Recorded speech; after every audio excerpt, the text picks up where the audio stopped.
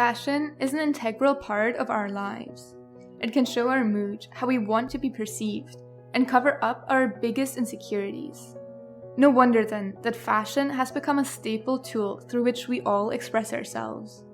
With the rise of Instagram and TikTok, this want to show a perfect image of ourselves and in the perfect outfit has only increased, and the fashion industry is rejoicing. With fast fashion at the helm, consumers are buying more and discarding quicker, helping this already giant industry to new heights. A McKinsey report from 2017 stated that if it were ranked alongside individual countries' GDP, the global fashion industry would represent the 7th largest economy in the world. And while the global pandemic has shrunk the money we spend on fashion by around 20%, as we came back to a free world with open shops, our eagerness to buy has only increased. This revenge shopping helped the industry bounce back at a remarkable rate and is only thought to continue rising over the next few years. Fashion consumers buy over 80 billion new pieces of clothing every year. This is over 400% more than what we consumed just 2 decades ago. And the fast fashion industry is a key driver of this trend. Welcome to Rebel Economics, where today we'll be looking at the crazy economics of fast fashion. If you have watched our video on greenwashing, you have definitely heard a little about it already, since they are some of the most obvious perpetrators when it comes to greenwashing. You should definitely check out that video later. You can find the link in the description and at the end of this video.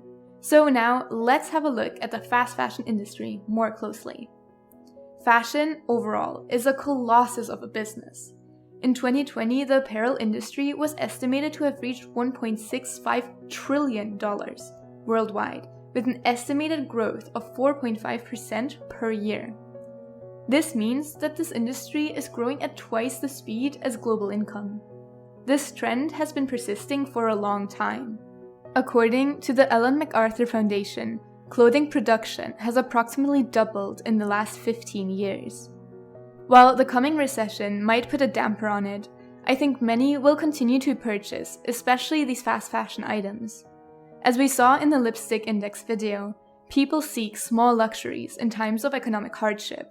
When large luxuries are either no longer affordable or simply not prudent to indulge in, we afford small, everyday luxuries that give us a little moment of escaping from reality.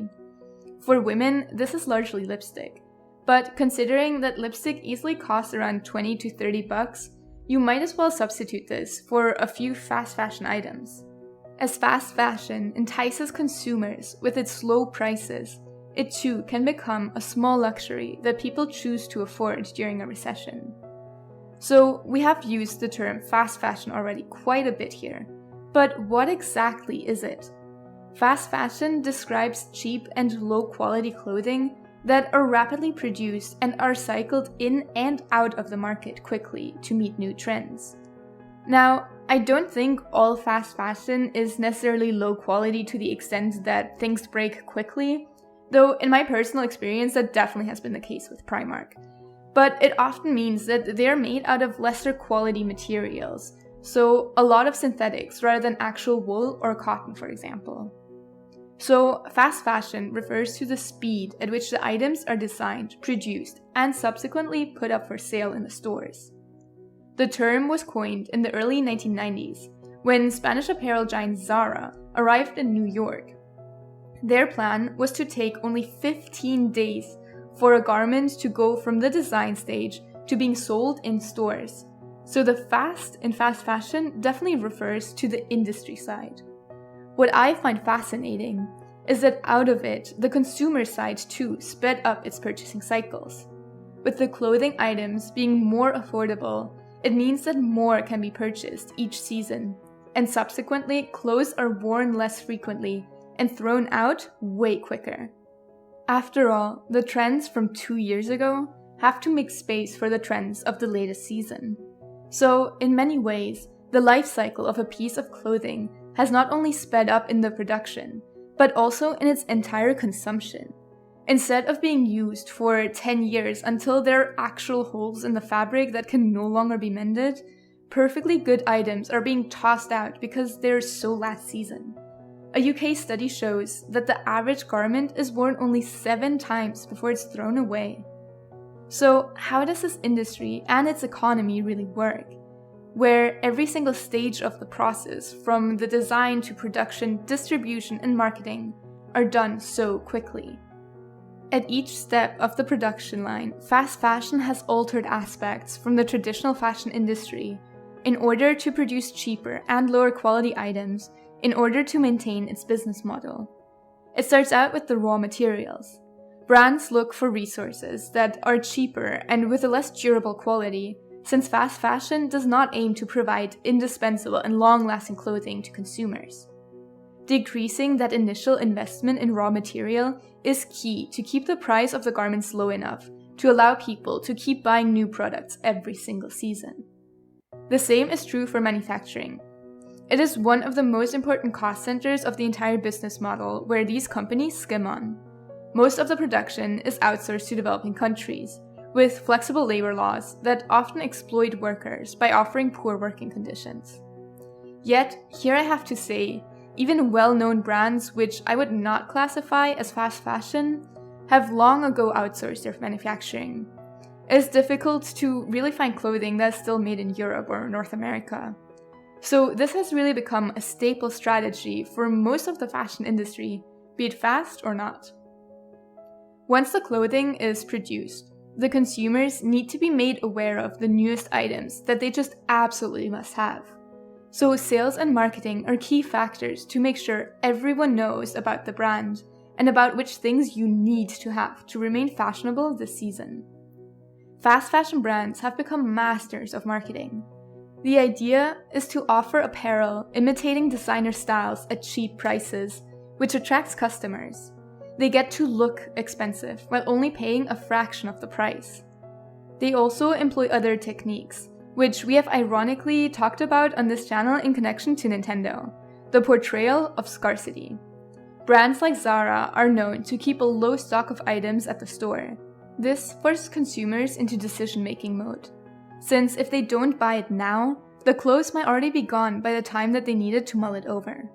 Other strategies are employed to enhance impulse buying by placing accessories and other low-cost items close to the till, so people waiting in line will easily pick up another thing or two. This is pretty much like the candy at the supermarket checkout, or if you live in Germany, small bottles of hard liquor, because apparently that's a thing people impulse buy. In recent years, the fast fashion brands have also heavily delved into the sphere of influencers. Instagram and TikTok have become an important way in which fast fashion is promoted. Showing influencers wearing different fabulous outfits every single day spurs people to do the same and thereby consume more fast fashion. Other examples are videos where people literally show everything they bought at H&M or Zara and how much they love it, normalizing the idea to get 10 items of clothing at once. With these influencers, the industry is sure to continue growing and continue to use up vast resources in order to keep up with the demand.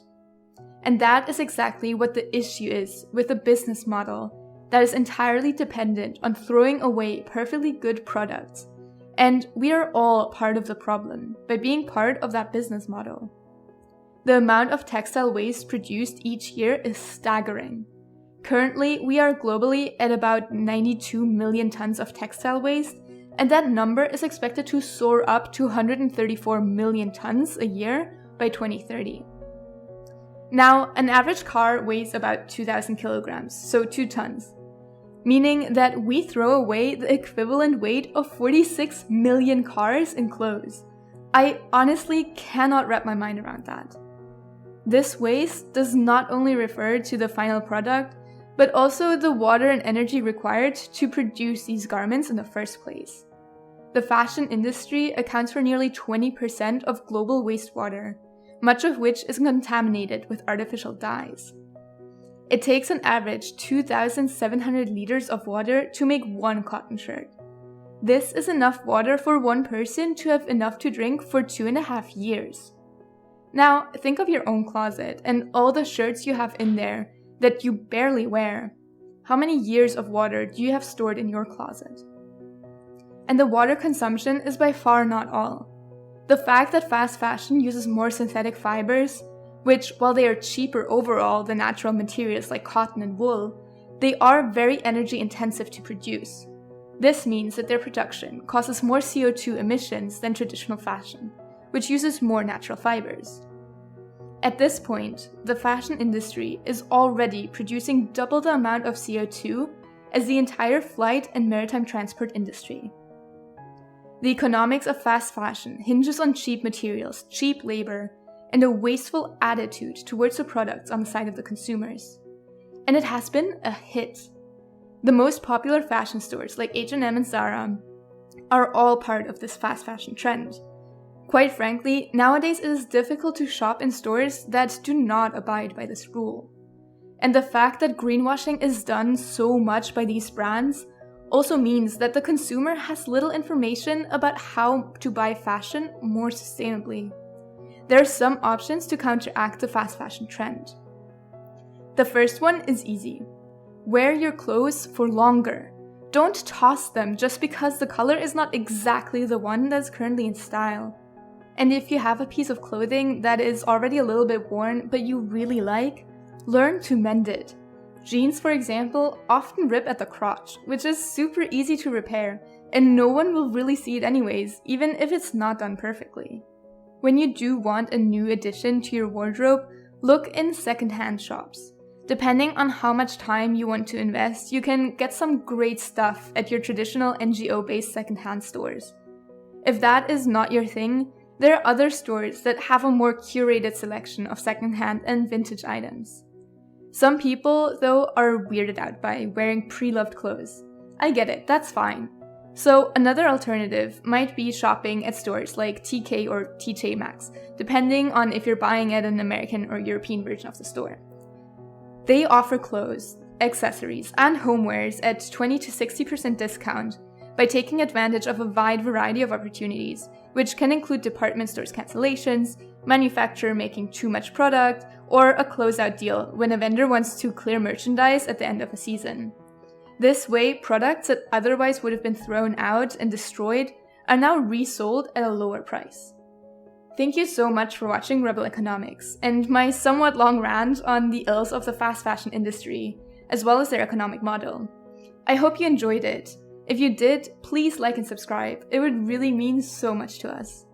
And if you want more content like this, make sure to check out our video on greenwashing or the lipstick index. Thanks for watching and see you next time.